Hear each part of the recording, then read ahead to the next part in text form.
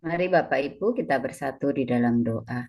Tuhan Yesus yang baik, kami mengucap syukur di pagi hari ini untuk kesempatan baru yang Tuhan berikan buat kami, untuk kami senantiasa mencari Tuhan di dalam hidup kami. Pagi hari ini kami sudah memuji dan memuliakan nama Tuhan, saatnya kami untuk mendengarkan firman Tuhan. Berkati setiap anak-anak Tuhan yang ambil bagian pagi hari ini, baik para lektor, hambamu yang akan sampaikan firman Tuhan, dan kami semua yang mendengar. Kiranya berkat Allah, firman Allah itu membuat kami terus bertumbuh dari hari ke hari. Terima kasih Tuhan, berkati internet kami ya Tuhan. Terima kasih, kami menyerahkan pemberitaan firman Tuhan pagi hari ini hanya di dalam nama Tuhan Yesus. Haleluya. Amin. Terima kasih Bu Ros. Amin. Terima kasih Bu Rumiasih. Silakan Bu Ayu.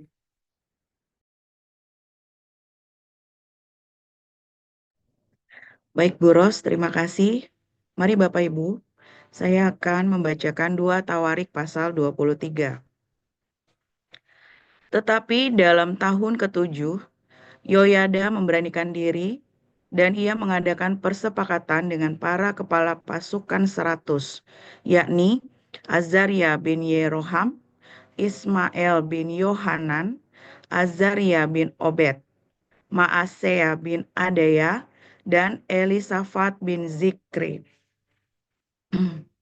Mereka mengelilingi Yehuda dan mengumpulkan orang-orang Lewi dari semua kota di Yehuda serta kepala-kepala puak orang Israel, dan mereka semua datang ke Yerusalem.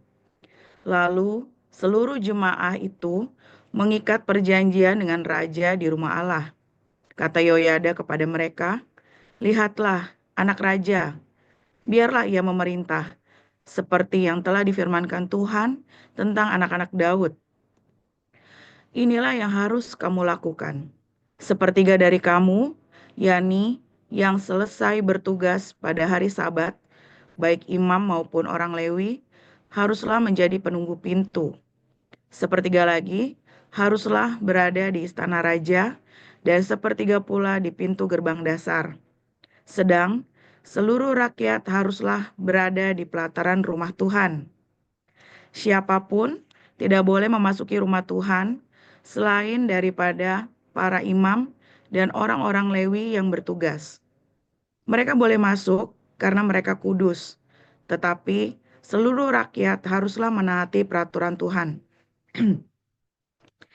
Dalam pada itu, orang-orang Lewi haruslah mengelilingi raja dari segala penjuru, masing-masing dengan senjatanya di tangannya, dan siapa yang memasuki rumah itu haruslah dibunuh. Dan baiklah kamu menyertai raja setiap kali ia keluar atau masuk. Orang-orang Lewi dan seluruh Yehuda melakukan tepat seperti yang diperintahkan Imam Yoyada. Masing-masing mengambil orang-orangnya yang selesai bertugas pada hari Sabat bersama-sama dengan orang-orang yang masuk bertugas pada hari itu. Karena Imam Yoyada tidak membebaskan rombongan-rombongan itu. Lalu Imam Yoyada memberikan kepada para kepala pasukan 100 itu tombak-tombak, utar-utar, dan perisai-perisai kepunyaan Raja Daud yang ada di rumah Allah. Ia menempatkan seluruh rakyat, masing-masing dengan lembing di tangannya, di lambung kanan sampai ke lambung kiri rumah itu, dengan mengelilingi mesbah dan rumah itu untuk melindungi raja. Sesudah itu Yoyada dan anak-anaknya membawa anak raja itu keluar, mengenakan jejamang kepadanya dan memberikan hukum Allah kepadanya. Mereka menobatkan dia menjadi raja, serta mengurapinya. Lalu berserulah rakyat, "Hiduplah raja!" Ketika Atalia mendengar pekik rakyat yang berlari-lari menyambut raja dan memuji-muji dia, pergilah ia mendapatkan rakyat itu ke dalam rumah Tuhan. Lalu dilihatnyalah raja berdiri dekat tiangnya pada jalan masuk, sedang para pemimpin dengan para pemegang nafiri ada dekat raja. Dan seluruh rakyat negeri bersukaria sambil meniup nafiri. Sedang para penyanyi dengan alat-alat musik mereka memimpin nyanyian puji-pujian. Maka Atalia mengoyakkan pakaiannya sambil berkata, "Hianat, hianat." Tetapi Imam Yoyada menyuruh keluar para kepala pasukan 100, yakni orang-orang yang mengepalai tentara. Katanya kepada mereka, "Bawalah dia keluar dari antara barisan. Siapa yang memihak kepadanya harus dibunuh dengan pedang. Sebab imam itu telah berkata tadinya, 'Jangan kamu membunuhnya di rumah Tuhan.'" Lalu mereka menangkap perempuan itu.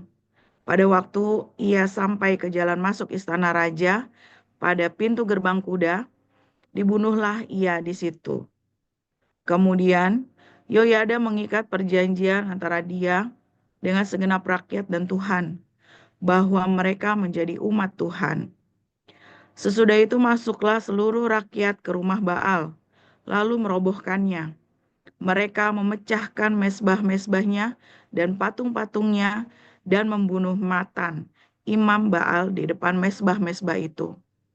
Kemudian Yoyada menyerahkan pengawasan atas rumah Tuhan kepada imam-imam dan orang-orang Lewi yang telah dibagi-bagi dalam rombongan oleh Daud untuk bertugas di dalam rumah Tuhan, yakni untuk mempersembahkan korban bakaran kepada Tuhan, seperti tertulis di dalam Taurat Musa, dengan sukaria dan dengan nyanyian menurut petunjuk Daud. Juga ditempatkannya penunggu-penunggu pintu pada pintu-pintu gerbang rumah Tuhan, supaya dalam hal apapun juga jangan masuk seseorang yang najis.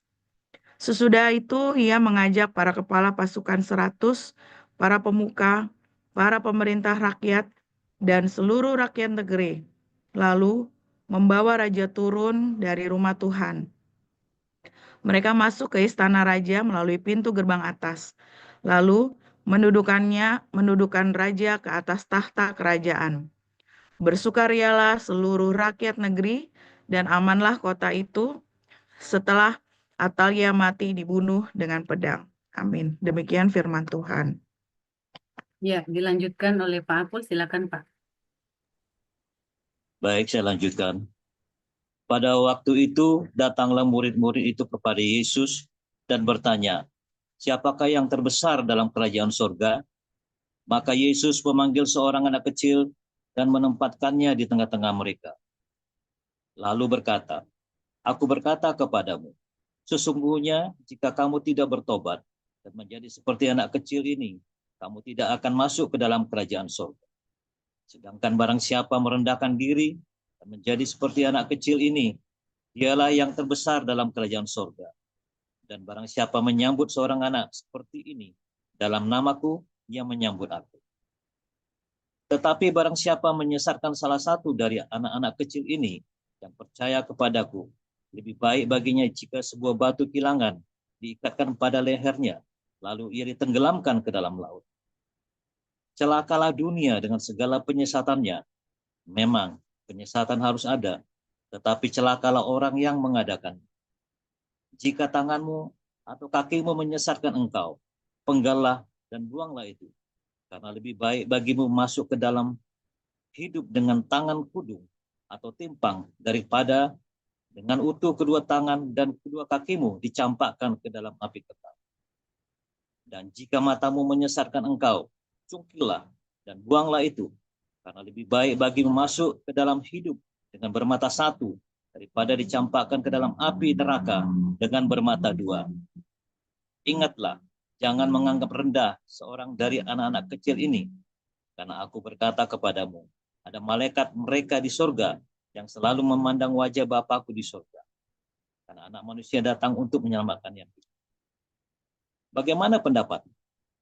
Jika seorang mempunyai 100 ekor domba dan seekor diantaranya sesat, tidakkah ia akan meninggalkan yang 99 ekor di pegunungan dan yang pergi mencari yang sesat itu? Dan aku berkata kepadamu, sesungguhnya jika ia berhasil menemukannya, lebih besar gembiraannya atas yang seekor itu daripada atas yang ke-99 ekor yang tidak sesat. Demikian juga Bapamu yang di sorga tidak menghendaki supaya seorang pun dari anak-anak ini hilang. Apabila saudaramu berbuat dosa, tegurlah dia di bawah 4 mata. Jika ia mendengarkan nasihatmu, engkau telah mendapatkannya kembali. Jika ia tidak mendengarkan engkau, bawalah seorang atau dua orang lagi, supaya atas keterangan 2 atau 3 orang saksi, perkara itu tidak disangsikan.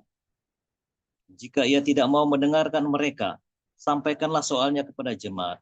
Dan jika ia tidak mau juga mendengarkan jemaat, pandanglah ia sebagai seorang yang tidak mengenal Allah atau seorang pemungut cukai.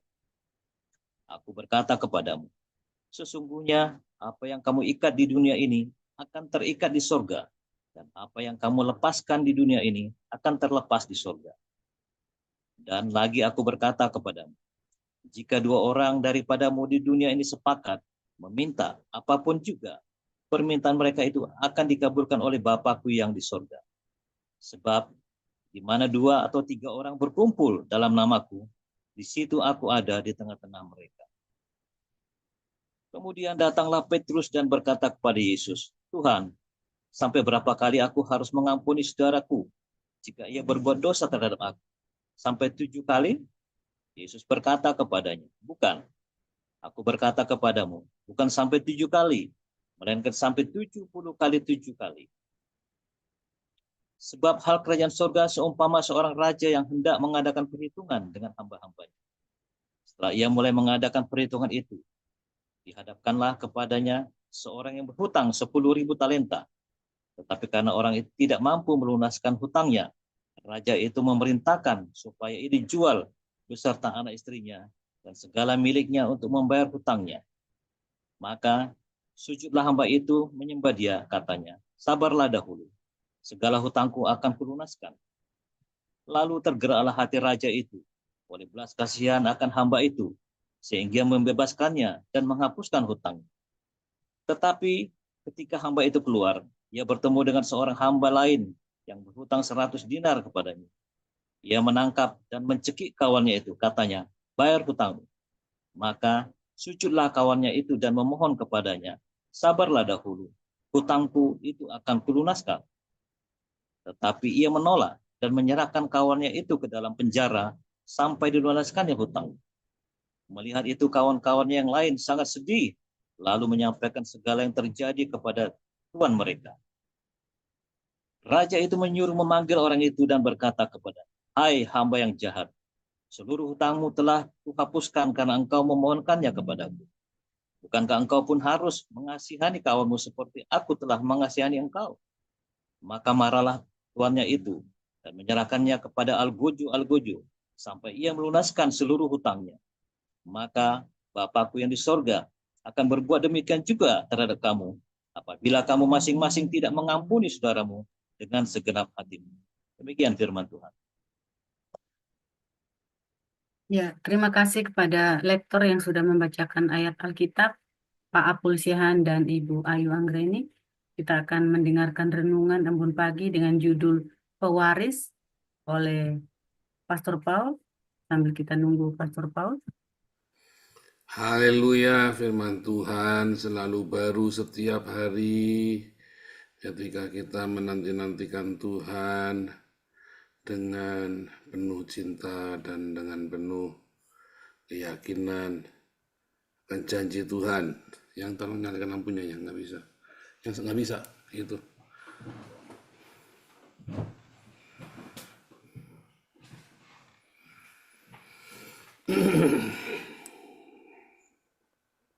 Sebentar ya, ini. Oke.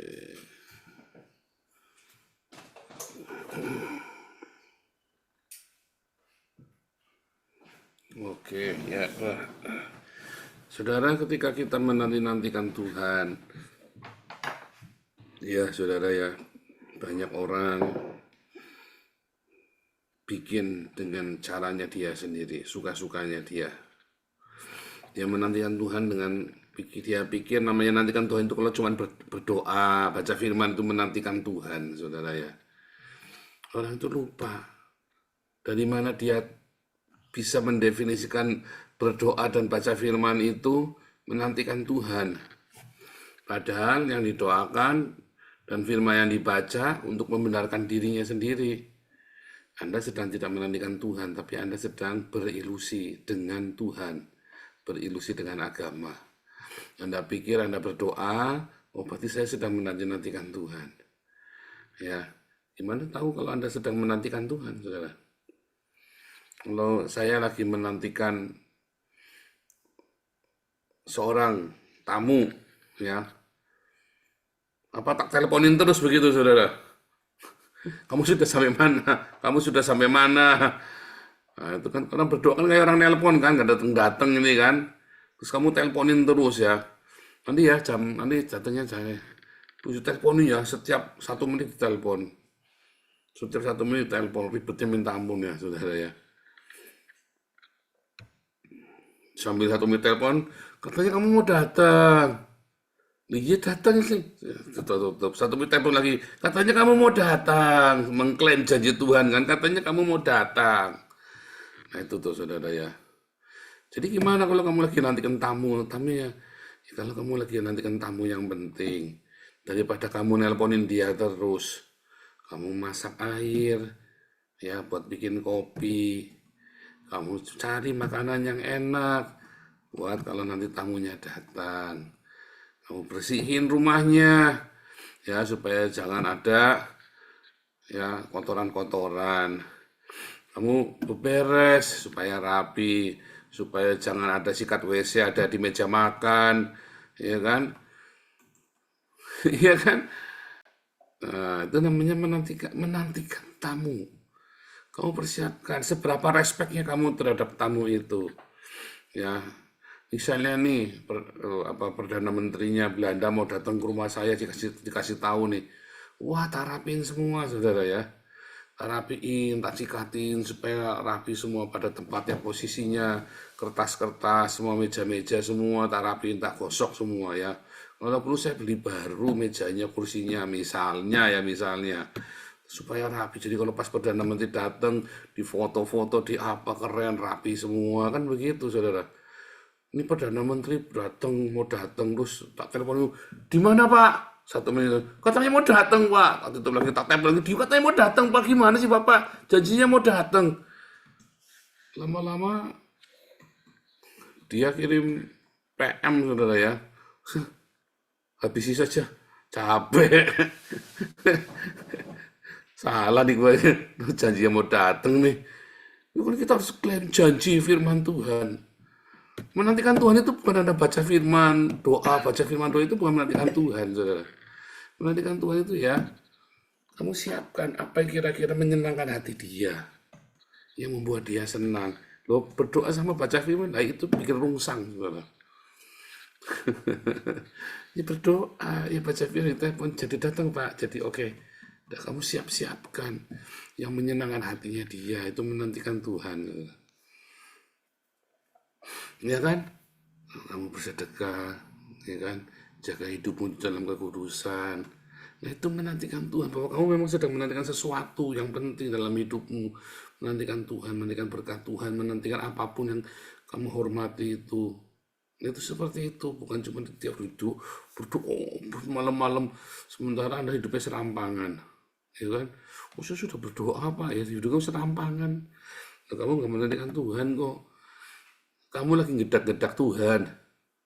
Ya, tahu gedak-gedak itu bahasa Tegal itu yang gedak-gedak. Kamu lagi buru-buru Tuhan.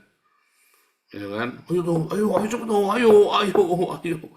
Nah, itu ada lagi gedak-gedak Tuhan. Kalau menanti-nantikan Tuhan itu, kamu sambil nunggu, kamu mempersiapkan kedatangannya.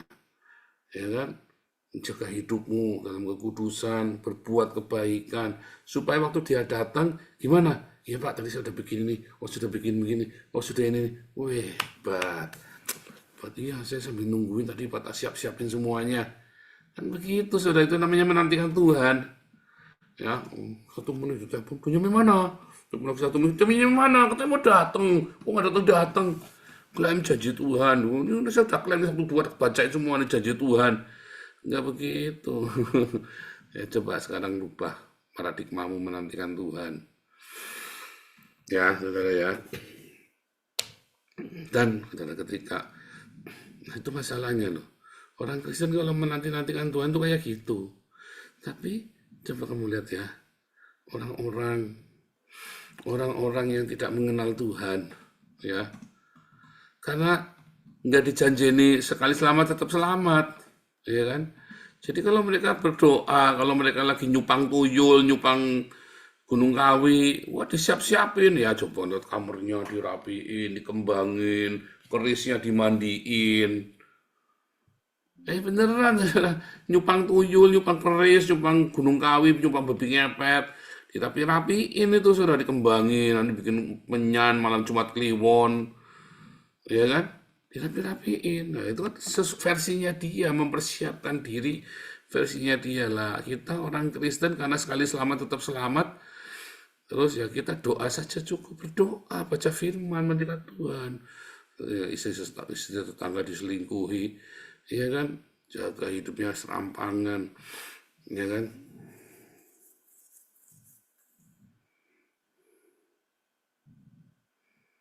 Iya kan? Coba kamu pikirkan. Nah itu ya. Makanya kemudian orang-orang ini ketika bertobat, saudara terima Yesus, kebiasaan mereka mempersiapkan itu, ya masih ada mereka. Ketika mereka bertobat, ya orang-orang, makanya Tuhan Yesus bilang ya, yang terdahulu akan menjadi terkemudian, yang terkemudian akan menjadi terdahulu. Orang-orang ini lebih siap. Karena mereka terbiasa nggak sekali selamat tetap selamat, begitu mereka selamat, mereka sangat menghargai keselamatan itu. Lalu kita sendiri yang sudah selamat, katanya dikira sudah selamat, kita serampangan dengan keselamatan itu sampai kita sendiri hilang keselamatannya. Ya kan?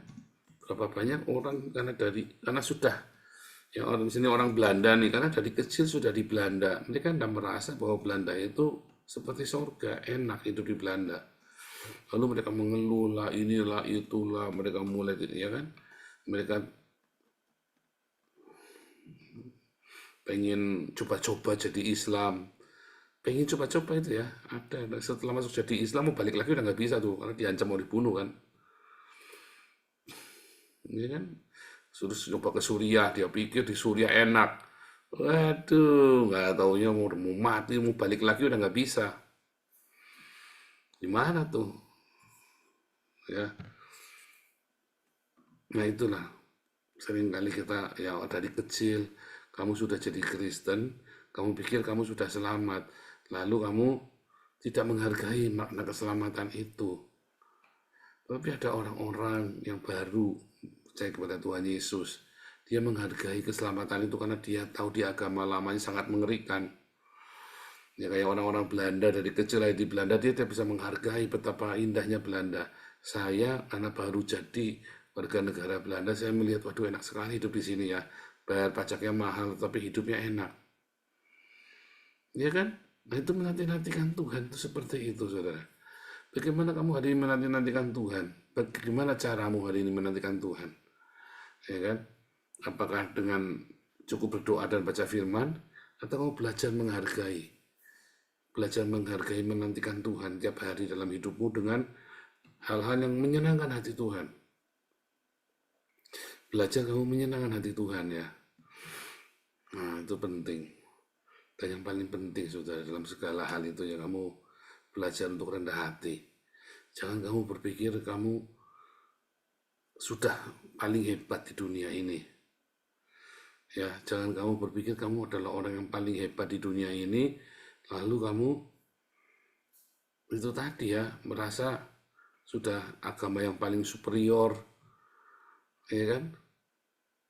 Kamu merasa pengetahuan agamamu sudah paling hebat, sementara kita belum tentu selamat. Kamu jangan berpikir asal kamu nyebut Yesus kamu selamat. Matius 7 ayat 21, 22, 23, bukan orang yang memanggil aku Tuhan, Tuhan yang masuk kerajaan Allah. Yang ya kan? Tapi yang melakukan kehendak Bapakku. Lah kamu sudah melakukan kehendak Bapa belum? Ya kan? Oh, sudah Pak. Percaya. Lah iya kamu percaya, benar percaya apa enggak? Kalau kamu percaya masih utang-utang. Kalau kamu percaya masih jengkel, masih cemburuan. Kamu percaya katanya percaya tapi kamu masih dendam. Katanya percaya tapi kamu masih kikir. Katanya percaya. Lalu apa definisi percaya kamu? Ya pokoknya saya percaya Pak. Iya deh, kamu buktinya apa percaya? Apa buktinya kamu percaya? Lawang begitu kecempet dikit kamu langsung cepat. Berarti kan kamu nggak percaya sebenarnya. Kalau kamu percaya pasti selamat. Masalahnya belum tentu kamu percaya loh. Walaupun mulutmu bilang percaya, tapi hatimu enggak ternyata. Nah itu dia ya. Coba kita belajar terus. Itu belajar sudah tiap hari itu ya, timbun pagi ini. Belajar introspeksi. Aku ini percaya nggak sih sebenarnya? Aku ini benar-benar berharap sama Tuhan nggak sih? Ada orang retorika, udah Pak, saya percaya pada Tuhan. Ya, berretorika ya saudara ya. Tahunya lagi kejepit, makanya terima kasihlah kepada pencobaan. Karena waktu Anda dicobai, waktu Anda masa-masa kesukaran, kamu tuh baru tahu tuh kamu percaya apa Tuhan apa enggak sebenarnya. Apakah kamu percaya apa enggak itu dalam masa kesusahan. Oh lagi seneng ngomong percaya lambemu itu saudara ya gampang. Tapi kalau kamu lagi kecempet ngomong percaya, nah itu tuh baru tuh kamu percaya apa enggak tuh. Oh lagi seneng ya nggak ada masalah mah ngomong percaya gampang. Begitu kamu lagi kecempet bisa nggak kamu bilang percaya? Ya kan? Bisa nggak kamu bilang percaya? Wah itu susah sekali. Tidak mudah tuh kamu bilang percaya gitu, tidak mudah. Ya kan? Nah, kalau lagi seneng mah gampang saudara. Makanya di dalam masa-masa kesesakan kamu amatin. Amati perilakumu, amati respon-responmu.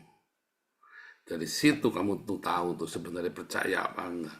Kalau dalam kesusahan kau masih utang-utang, dalam kesusahan kau masih tabrak sana tabrak sini, dalam kesusahan kau masih ruwet sana ruwet sini, ya kan? Dalam kesusahan kau masih dendam, ya kamu disenggol dikit kamu tersinggung. Disitulah kamu tahu kamu tuh sebenarnya percaya apa enggak. Ya, kamu menantikan Tuhan apa enggak. Kita jujur sama diri kita sendiri, ya Tuhan Yesus memberkati.